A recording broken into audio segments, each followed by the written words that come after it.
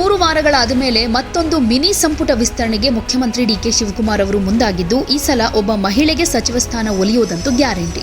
ಇದೇ ವೇಳೆ ಸಣ್ಣ ಸರ್ಜರಿ ಆದ್ರೂ ಕೂಡ ಯಾವುದೇ ಆಶ್ಚರ್ಯ ಪಡೋ ಹಾಗಿಲ್ಲ ಅಂತ ಹೇಳಲಾಗ್ತಿದೆ. ಇದೇ ವಿಷಯಕ್ಕೆ ಸಂಬಂಧಪಟ್ಟ ಹಾಗೆ ಸಿಎಂ ಡಿಕೆ ಶಿವಕುಮಾರ್ ಅವರು ದೆಹಲಿಗೆ ಹೋಗಿದ್ದಾರೆ. ಅವರ ಬೆನ್ನಿಗೆ ಸಚಿವ ಸತೀಶ್ ಜಾರಕಿಹೊಳಿ ಕೂಡ ಹೋಗಿರೋ ಚಾನ್ಸಸ್ ಇದೆ. ಈ ಸಂದರ್ಭದಲ್ಲಿ ಸಂಪುಟಕ್ಕೆ ಹೊಸ ಸೇರ್ಪಡೆ ಜೊತೆಗೆ ನಾಗೇಂದ್ರ ಅವರನ್ನ ಕೈಬಿಡುವಂತಹ ಅನೇಕ ಮಾರ್ಪಾಡಾಗೋ ನಿರೀಕ್ಷೆ ಇದೆ.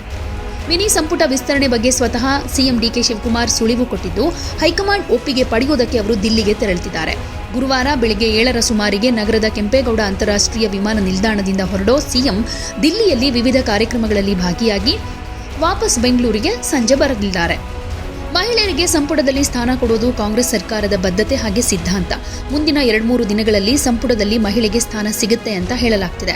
ಒಂದು ವೇಳೆ ಬಾಕಿ ಉಳಿದಿರೋ ಒಂದು ಸಚಿವ ಸ್ಥಾನವನ್ನ ಮಹಿಳೆಗೆ ಕೊಟ್ಟರೆ ಮಾಜಿ ಸಿಎಂ ಸಿದ್ದರಾಮಯ್ಯ ಬಣದಲ್ಲಿ ಗುರುತಿಸಿಕೊಂಡಿರೋ ಹಾಗೆ ಅವರ ಸಮುದಾಯವನ್ನ ಪ್ರತಿನಿಧಿಸೋ ಶಾಸಕ ಬಸವರಾಜ ಶಿವಣ್ಣನವರ್ ಅವರಿಗೆ ಸಚಿವ ಸ್ಥಾನ ಮರೀಚಿಕೆ ಆಗುತ್ತೆ.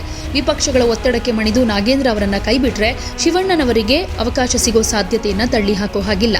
ಈ ನಡುವೆ ಶಾಸಕ ಎಂ ಕೃಷ್ಣಪ್ಪ ಅವರು ಮುನಿಸು ಮುಂದುವರೆಸಿದ್ದು, ಅಧಿವೇಶನದಲ್ಲಿ ತಂದೆ ಮತ್ತು ಮಗ ಪ್ರಿಯಾ ಕೃಷ್ಣ ಎಲ್ಲೂ ಕೂಡ ಕಾಣಿಸಿರಲಿಲ್ಲ.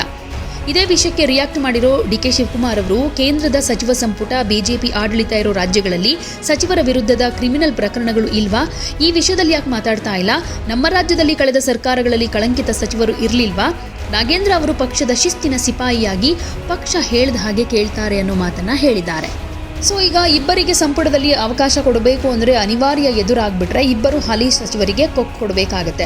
ಮೂಲಗಳ ಪ್ರಕಾರ ಬಾಲಕೃಷ್ಣ ಹಾಗೆ ಬಿ ನಾಗೇಂದ್ರ ಅವರನ್ನ ಸಚಿವ ಸ್ಥಾನದಿಂದ ಕೈಬಿಟ್ಟು ಎಂ ಕೃಷ್ಣಪ್ಪ ಹಾಗೆ ಬಸವರಾಜ್ ಅವರಿಗೆ ಅವಕಾಶ ಸೃಷ್ಟಿಸೋ ಸಾಧ್ಯತೆಗಳ ಬಗ್ಗೆ ಚರ್ಚೆ ನಡೆದಿದೆ ಅಂತ ಹೇಳಲಾಗ್ತಾ ಇದೆ. ಹಾಗೆ ದೆಹಲಿ ಭೇಟಿಯ ಸಂದರ್ಭದಲ್ಲಿ ನಿಗಮ ಮಂಡಳಿ ಅಧ್ಯಕ್ಷರ ನೇಮಕದ ಬಗ್ಗೆ ಕೂಡ ಪ್ರಾಥಮಿಕ ಚರ್ಚೆಯನ್ನ ನಡೆಸಲಿದ್ದಾರೆ. ಇನ್ನು 2 ವರ್ಷ ಅವಧಿಯೂ ಕೂಡ ಬಾಕಿ ಇಲ್ಲ. ಹೀಗಾಗಿ ಹಾಲಿ ಅಧ್ಯಕ್ಷರಿಂದ ರಾಜೀನಾಮೆ ಪಡೆದು ಆಕಾಂಕ್ಷಿಗಳಿಗೆ ಅವಕಾಶ ನೀಡೋದ್ರ ಬಗ್ಗೆ ಚರ್ಚೆ ಮಾಡಲಿದ್ದಾರೆ ಅಂತ ಹೇಳಲಾಗ್ತಾ ಇದೆ.